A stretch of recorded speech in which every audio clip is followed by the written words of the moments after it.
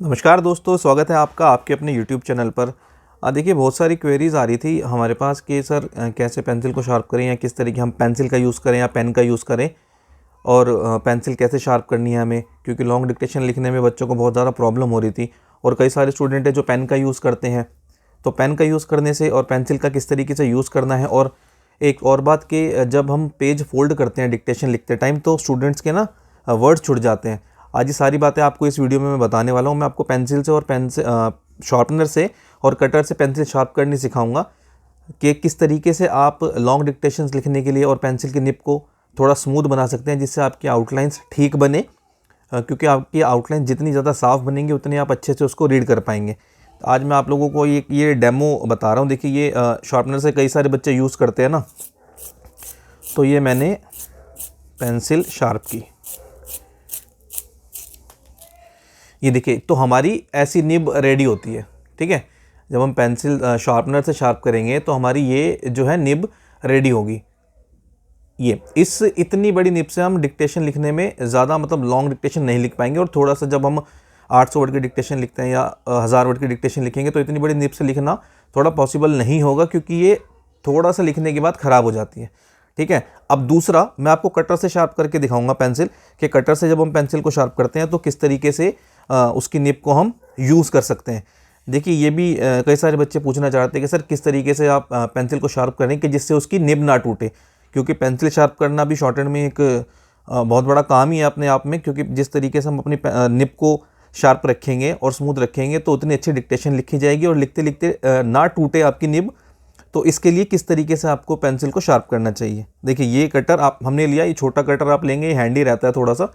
ये पेंसिल ऐसे रखी और अब इस अंगूठे से हम इसको हल्का हल्का पुश करेंगे, जिससे आपकी जो है पेंसिल अच्छे से शार्प हो सके। ये देखिए, इस तरीके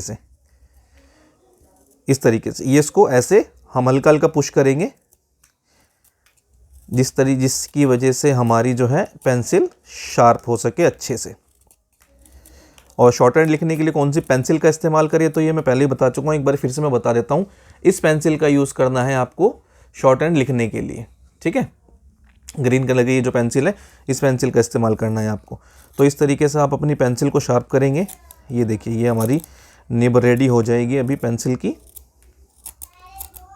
और ये इस तरीके से हम इसको रखेंगे, ये हम इस तरीके से अपनी निब को शार्प करेंगे। ठीक है, स्टार्टिंग में हो सकता है आप लोगों को थोड़ी प्रॉब्लम हो, क्योंकि ये पेंसिल शार्प करनी हमें फर्स्ट टाइम में या दूसरी बारी में नहीं आएगी।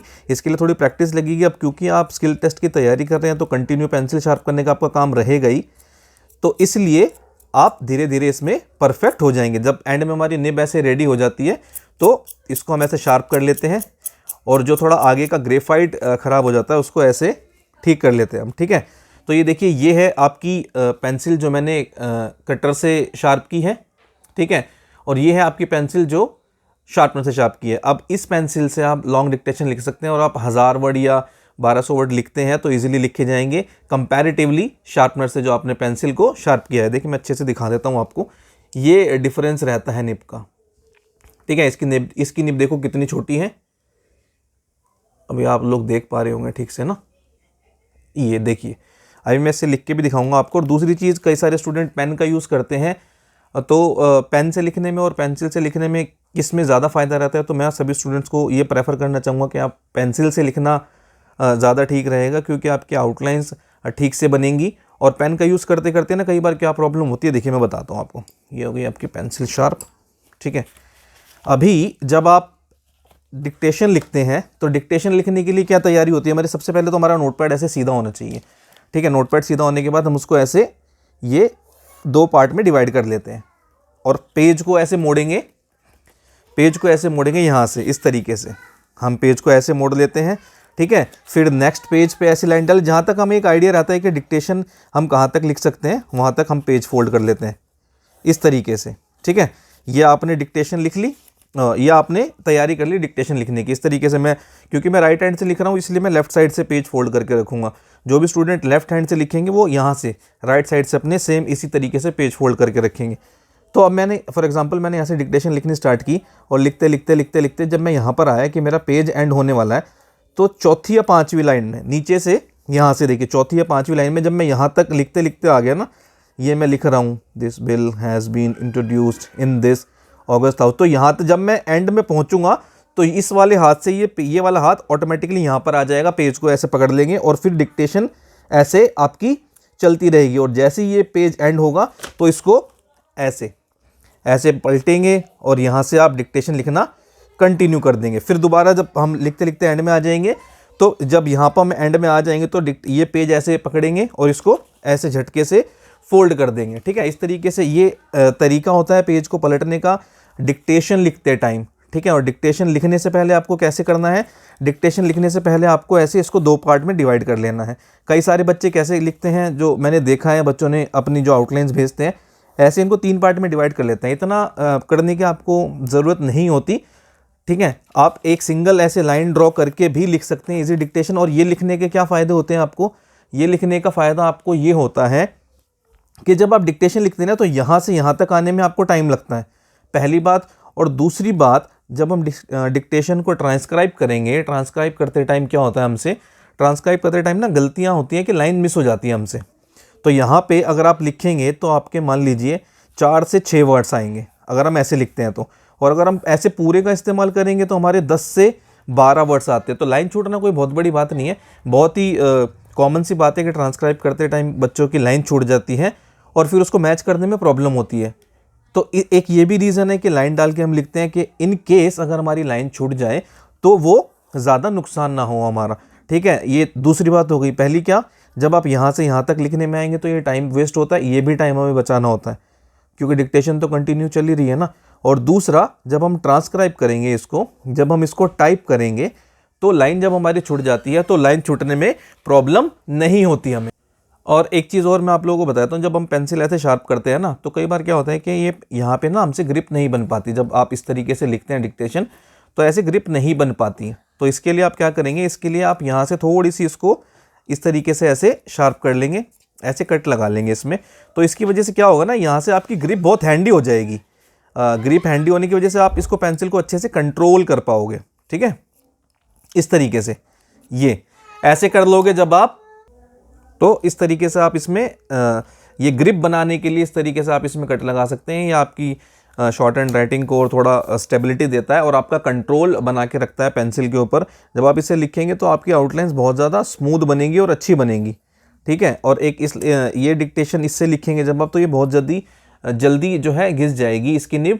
आप लंबी डिक्टेशन इससे नहीं लिख पाएंगे। और होगा क्या इसका नुकसान आपको कि एंड में जाते जाते जैसे जैसे डिक्टेशन खत्म होगी ना, ये पेंसिल की निब खराब होती जाएगी और आपकी आउटलाइंस को भी ख़राब करती चली जाएगी।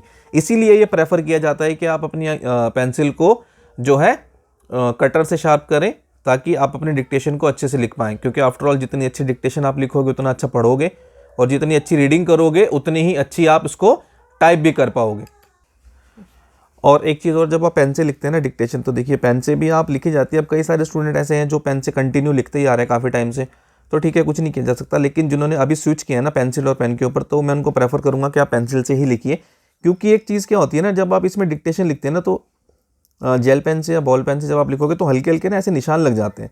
जहाँ भी पेन लगेगा तो ऐसे निशान लग जाएंगे हल्के हल्के इस तरीके से।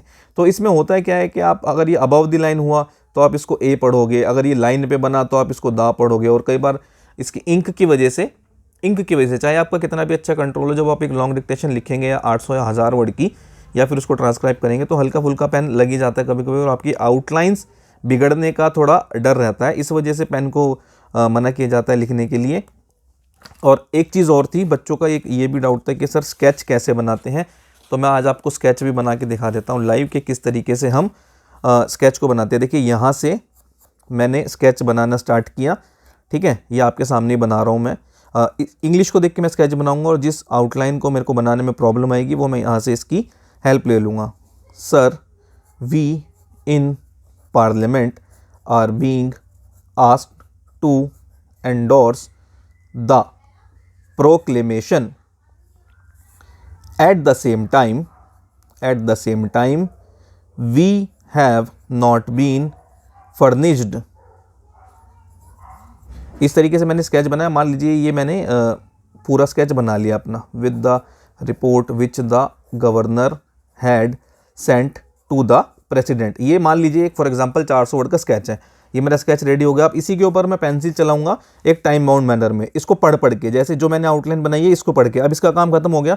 अगर मेरे को स्केच पढ़ने में प्रॉब्लम आती है तो मैं यहाँ से इसकी हेल्प ले सकता हूँ। ठीक है, कैसे?